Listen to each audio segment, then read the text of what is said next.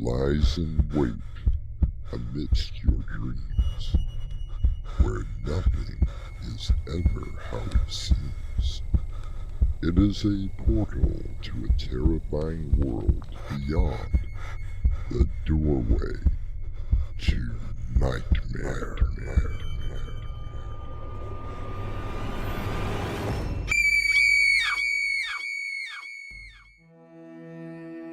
Come in. Welcome. I'm your host, Artemis Black. Some years ago, I happened to be in an antique shop, looking over the various items. On a desk, I found an interesting book, but not just any book, a diary, written by what many would consider to be insane. May the 8th. What a glorious day. I have spent the better part of the morning lying in the grass, watching the boats float lazily down the river beside my property. Oh, I love my house, the one that my father built and I grew up in. Mr. Templar! Mr. Templar! Mr. Templar! Your lunch is ready inside. Oh, Marie, must I go inside to eat? It's such a beautiful day that it seems such a shame to spoil it. And besides, I love to watch the boats going by. Oh, yes, sir. So do I. I've always loved to look at the river and the different flags of the boats.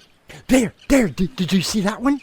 A 3-masted ship being pulled by such a tiny tugboat. So tiny that from here it looks like a fly. I wonder where the ship is sailing from, sir. Oh, let me see. Yes, there's the flag. I believe it is Brazilian. Yes, definitely from Brazil. Well, the ships will have to wait. Unless you want your lunch to get cold. All right, Marie, all right. I'm coming.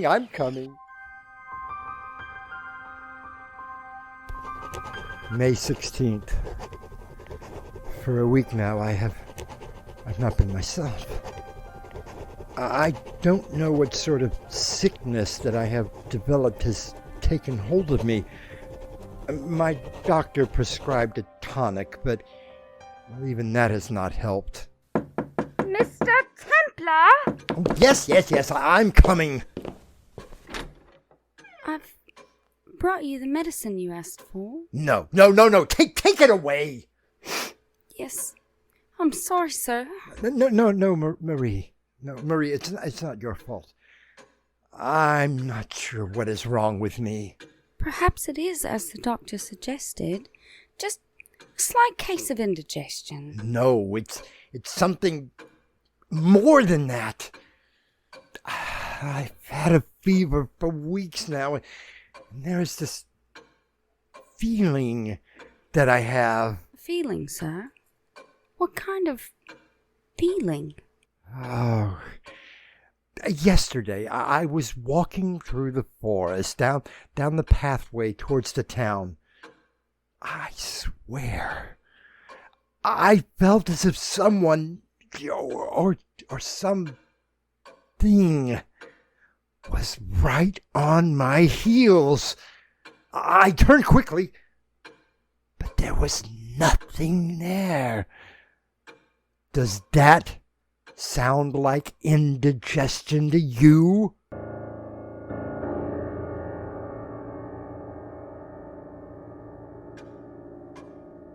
No, go away. Go away. What are you?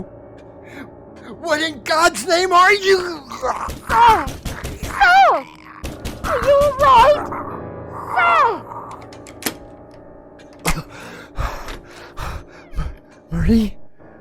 Marie, what's the matter? I heard you cry out, sir. What is happening? I must have had a nightmare. But I swear it was more than just a dream. You're frightening me, sir. I thought someone was standing over me, watching me sleep. I felt him get closer, until his hands reached my throat. I felt them tighten around me. I'll pour you some water from the carafe. Yes, thank you, Marie. Sir? There is no water, but I filled it before you went to bed. I must have drank it during the night. Who else could have? Marie, pack me a suitcase. I'm leaving for the city first thing in the morning.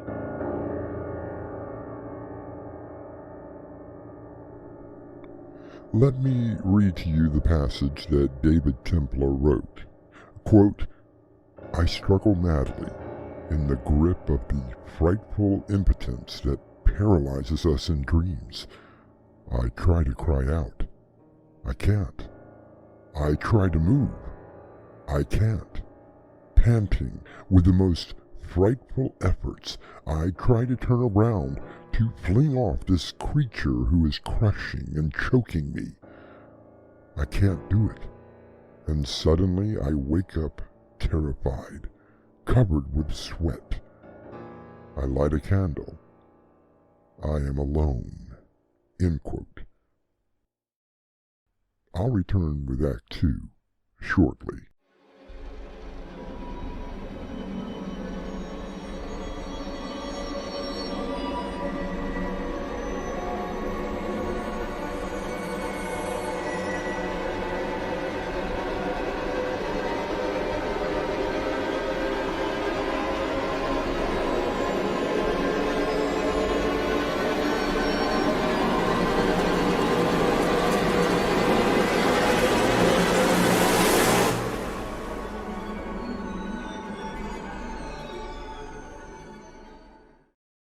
Have you heard any good books lately?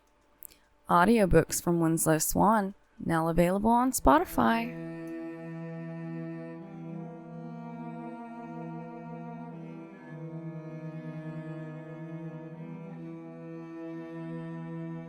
Edgar Allan Poe asked the question, is all that we see or seem but a dream within a dream?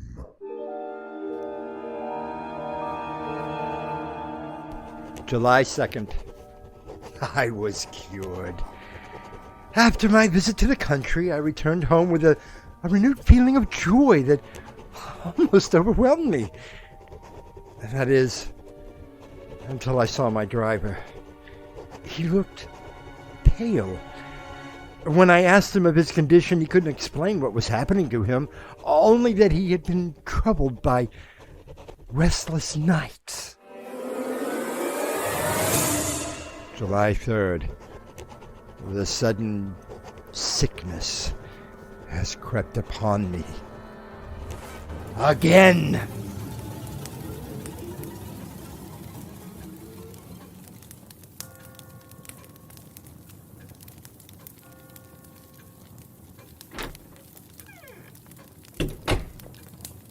Please, sir.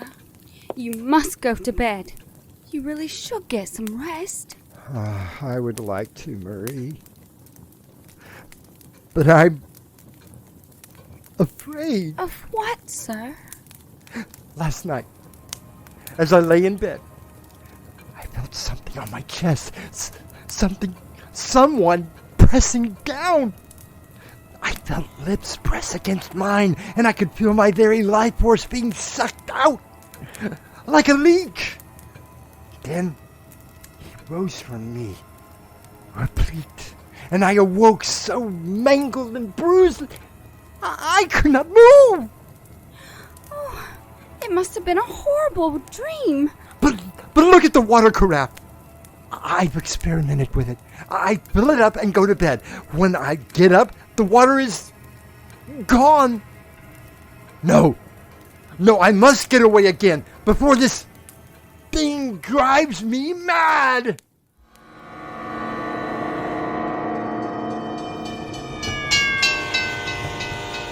July 16th. I made my way across the country to visit my cousin, Sheila. She was delighted to see me, and my spirits were happy again. One night she invited Dr. Parent, a specialist in nervous disorders. More coffee, Doctor? Oh, yes, please, and thank you, Miss Danvers. Dr. Parent, have you ever heard of a case where a patient claims that he or she is not entirely in command of their soul? It is very curious that you asked me about this subject, Mr. Templar. Why is it curious? For many years, we have been studying something that has plagued humans for a long time. What are you talking about? Apparitions, my dear Miss Danvers. Invisible spirits. Oh, Doctor, you are always going on about such things. Always having to be so mysterious. Not at all. For more than a century now, we have had some presence of mind that something is putting us on a particular track. And we have just now arrived there. You're just trying to scare us, Doctor. No, really. Would you consider perhaps granting me permission to hypnotize you? It would be a novel experience, if you can do it. Then make yourself comfortable. Clear your mind. Listen to the ticking of the clock. How soothing it sounds. Your mind is beginning to drift. Your eyes are getting heavy, heavy, heavy. Dr. Parent? What is going on? She is asleep, Mr. Templar. Now, if you will go and stand behind her, I will give her this piece of paper.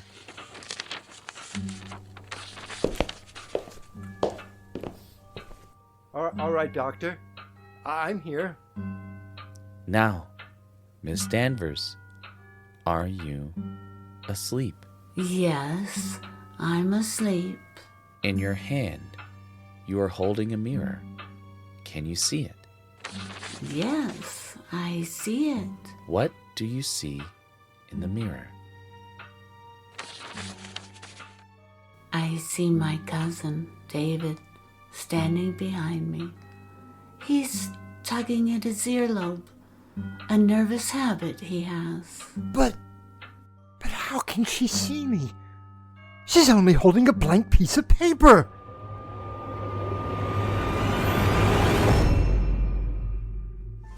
August 6th. I'm back at home now. And now I know. It is useless to struggle. Somebody, something has taken control of me. Orders all of my acts. Everything I say and do. But what?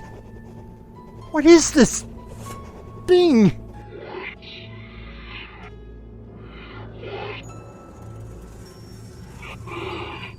Yes, I can hear you, but what are you saying? I hear something whispering to me in the darkness. The HORLA! That is what you are! The HORLA!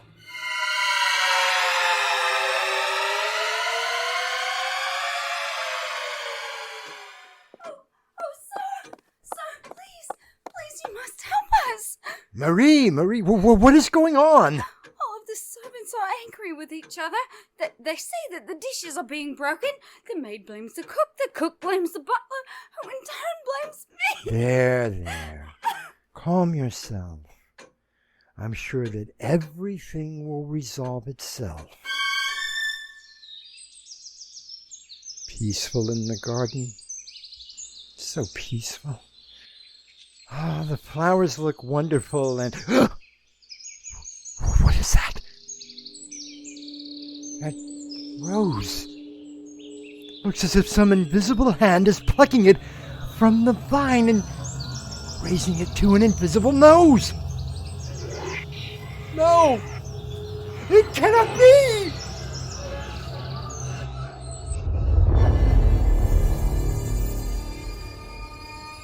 Reading from another passage of David's diary, quote, I am lost. Someone has taken possession of my soul and is master of it. Someone orders all my acts, all my movements, all my thoughts. I am no longer anything. I am only a spectator, enslaved and terrified by all the things I do. End quote. I shall return shortly with our final act. The only witness to her murder cannot speak. Until now. Click. A Tale of Revenge by Winslow Swan. Now available on Amazon. Revenge is a dish best served cold.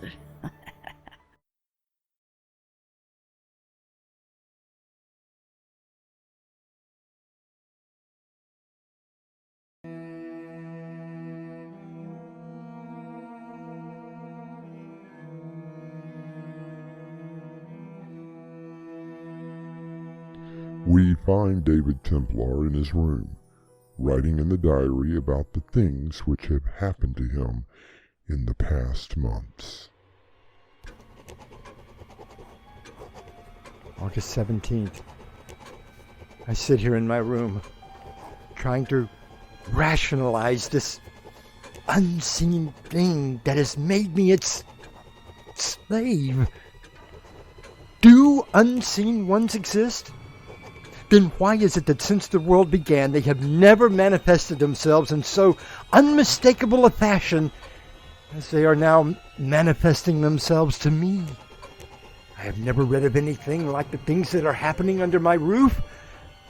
That is, until yesterday.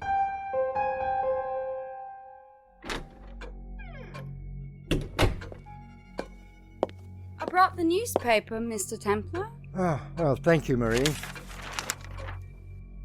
Hey, look at this on the front page. What is it? A strange piece of news reaches us from Rio de Janeiro. An epidemic of madness comparable to the contagious outbursts of dementia that attacked the peoples of Europe in the Middle Ages is raging at this day in the city.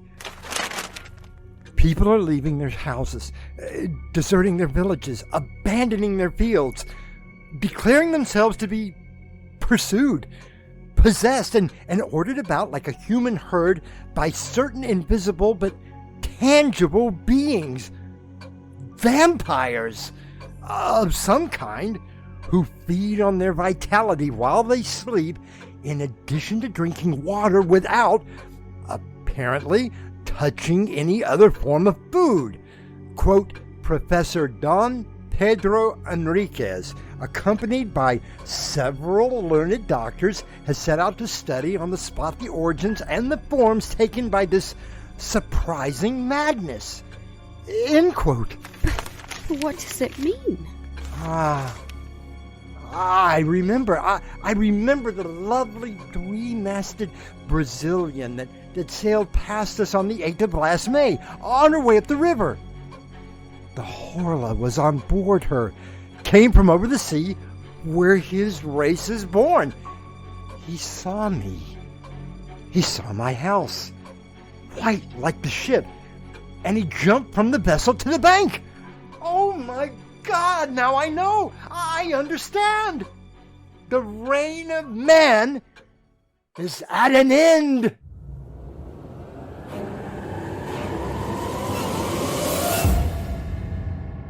August 19th. I have seen him. Well, not actually seen, but I know he exists. And he is afraid. of me. The newspaper was sitting on the table next to my easy chair when I saw the pages begin to turn on their own, as if an invisible hand was turning them. I lost my senses and lunged at the intruder, but I felt, well, nothing. He managed to dart away, out the window, which slammed shut behind him. Now I know. I know how I can destroy him.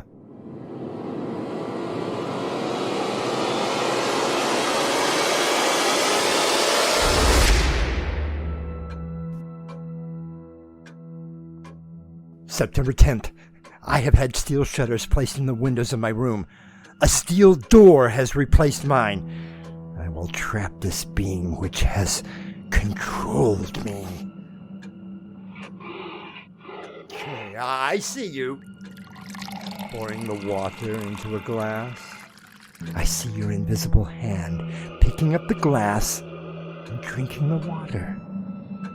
I shall walk over to the window, closing the shutters, the steel shutters, locking them very casually as if I were getting ready for bed. Then I walk over to the door, slowly, so I don't alarm this evil thing. And then...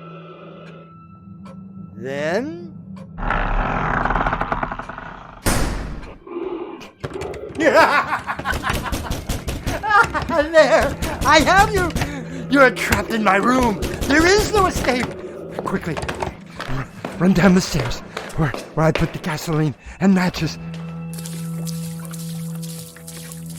I pour the gas onto the floor and I light it. You won't get away! I have you now! Run out of the house. Flames licking at the night sky. Marie! And the other servants! Someone! Anyone help! The house is on fire! Marie is trapped inside!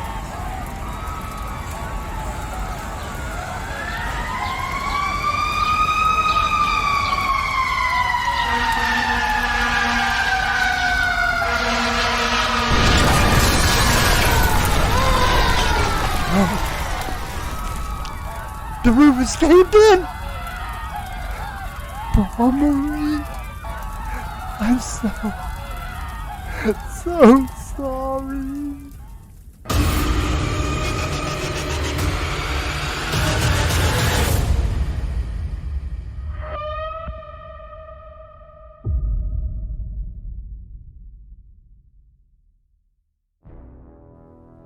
The HORLA is surely dead,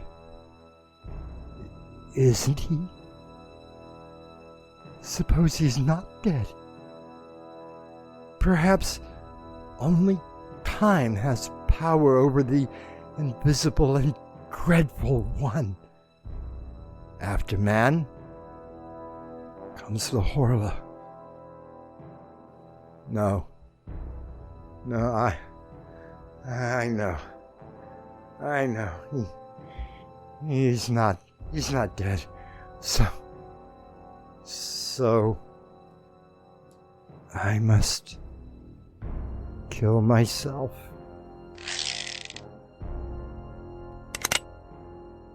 Now. Here and now. No. Take your hands off of me. I know who I am. I am Swan. I'm Winslow Swan. No, I'm not the character. And I know that this is only a story. I know it's by de Maupassant. I know that it's Friday night and this is Doorway to Nightmare. But the HORLA, he's not dead. Swan! He's not. Swan, stop it! Here! Let me go! Let me go! What's going on? Stop! Oh. It's okay. It's okay. Forgive me, ladies and gentlemen, for my behavior. Oh, but we did warn you at the beginning that this was a very uncomfortable story. Is it all right now? Is everything okay? Good. I will return with a final word. If you'd like to support us, visit our merchandise store. T-shirts, caps, mugs, and so much more. Visit doorwaytonightmare.com today.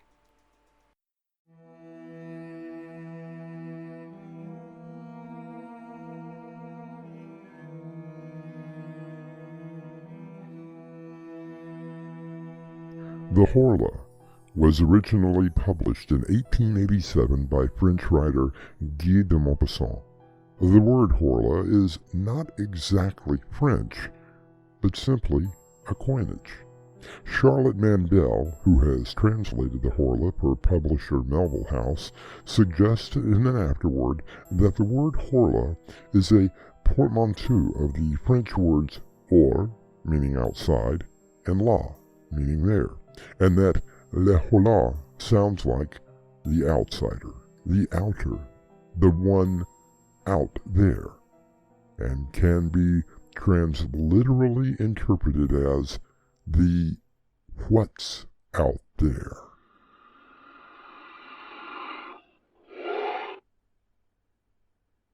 Our cast included Winslow Swan, Crimson McKenzie, Annie Mick, and Mick Davis. The story was edited by Crimson McKenzie and directed by Winslow Swan. Doorway to Nightmare is brought to you in part by Swanage Press. This is Artemis Black, inviting you to return with us to the Doorway to Nightmare for yet another adventure into the terrifying world of your imagination. Until next time, slumber peacefully. Epilogue. The butler did it?